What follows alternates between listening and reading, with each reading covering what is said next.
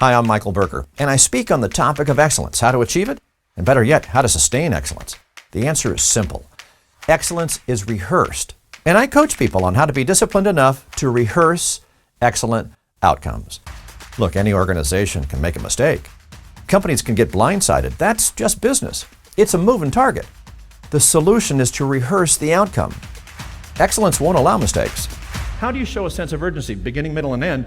More importantly, what happens at the end? What happens if something goes wrong? What do you do? Does this ring a bell? We got things under control, we're keeping passengers informed. That's exactly what did not happen. When they interviewed those passengers, when they finally got off the ship at 10:30 at night in Mobile, Alabama, and CNN was there, and not Brian Williams, Wolf Blitzer. That's funny, because Brian was just in the news. Brian said he was there. But Wolf Blitzer, I'm sorry, I was the captain. I took him. They said, we didn't know what was going on. That was our big complaint. Passengers are saying this. In fact, the only time they got any information is when the ship listed and their phone picked up what CNN was saying. We're basically having to fend for ourselves. Was the crews communicating with the passengers what was going on? A lot of them are just frustrated with the whole process. They go to the information desk, but the information desk doesn't have the information that they need. So where's the CEO when this is going down? He should have got out there first. Makes you wonder. When this ship rolled into Mobile, Alabama at 10:30 at night, where was that CEO? Somebody snapped a photo of him. He was sitting in the front row of a Miami Heat game with former President Bill Clinton. Was he getting advice from Bill? Listen to me, Mickey. Listen, I want you to listen to me real good. I know scandal. I know. Lay low. It'll be fine. In fact, Mickey, if they come to you, I want you to look them right in the eye and say, I did not have anything to do with that cruise ship. You can't ignore it. You got to nip this in the bud, because as the CEO, as the person in charge, something's going to happen to you. Hit the road. They fired him. Look at this. People don't like not knowing. They're going to forgive and understand a great deal, but lying or keeping them in the dark is unforgivable. Over-communication is invaluable. Who said that? I did. It's not that bad. Excellence shows up in the details, the little stuff. Excellent-oriented companies underthink innovation. Maybelline knows this. What's that? Anybody, huh? Mascara, what kind? Why is that successful? Who said color? What about the color? It is pink. What about that? Yeah, it's vibrant. Good, Sesame Street. I need more than that. What else? It's vibrant. What else we got? It's vibrant, so what? What does that mean? It stands out from every makeup artist's chair I ever sat in. I see this. I go, why? Why? She goes, that pink green cap, I can spot it in a cluttered purse. How about that for underthinking innovation, huh? What's your name? Jessica. Do people know how bright you are here? Here's a lovely parting gift for you, Jessica. There you go. Give Jessica a round of applause.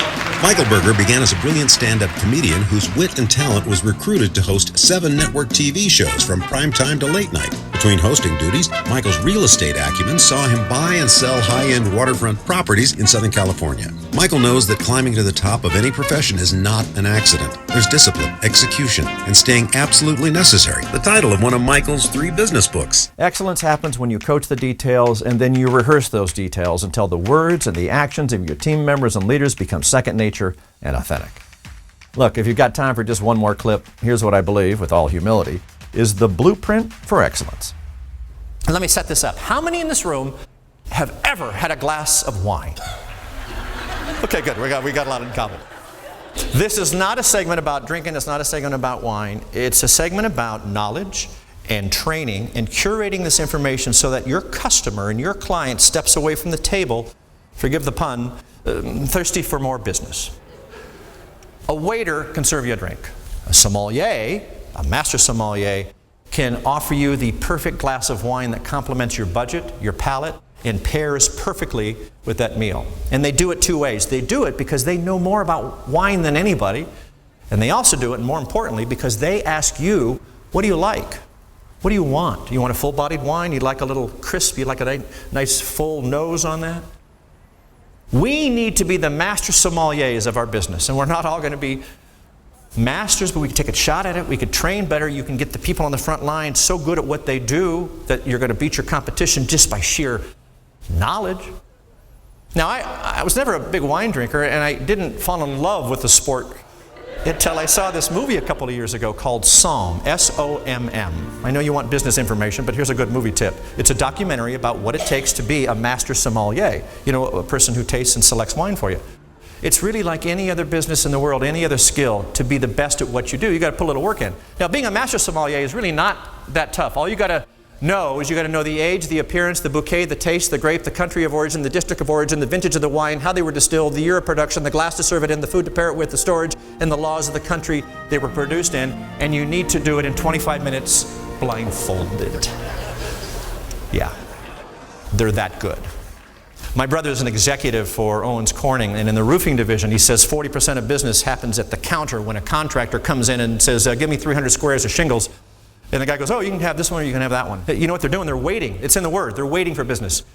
If this guy had a good story, if this guy had a reason, if you can inspire your client and your customer, if you could ignite them with why, because you know so much, you're not going to leave any money on the table. And here's the other thing. You got to do it. I'm sorry.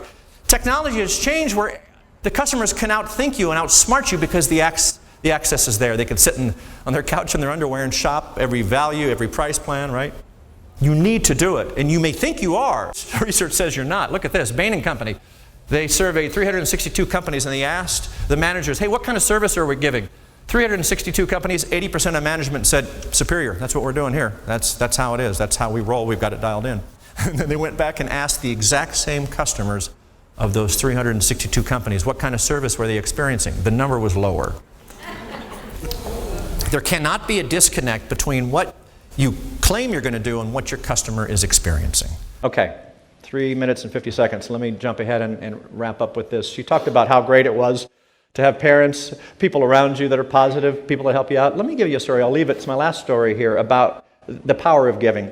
When I was a kid, 9 years old, I'd walk home from school and I would pass this bike store, which is still there, Jones Bike.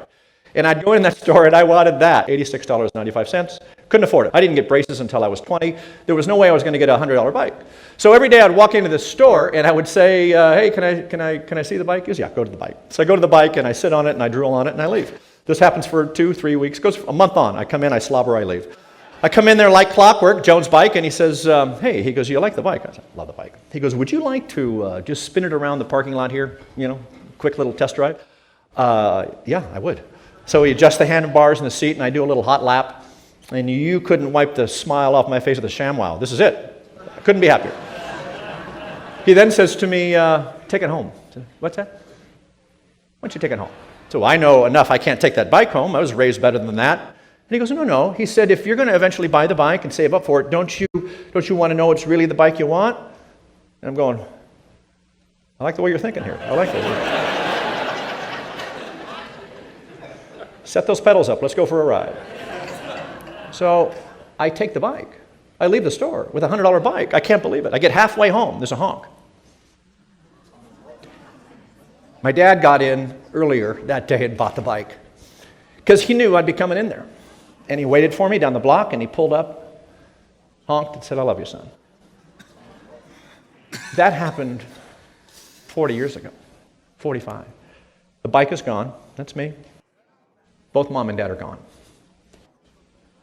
But that act of kindness, that power, has never, ever left. My dad used to say, and I didn't realize it until I was much older, the things you do for yourself die with you. The things you do for others mark your place in the world. At a very young age, my dad was just trying to teach me how to mark my place in the world. Look, I don't want to leave here slobbering and blowing my nose, so let me leave you with something upbeat.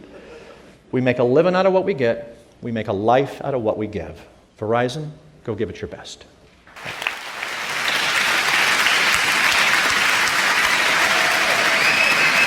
Absolutely terrific. Motivating, funny, touching at the end, but a lot of useful information, things that we could walk away with and use in our models with our customers.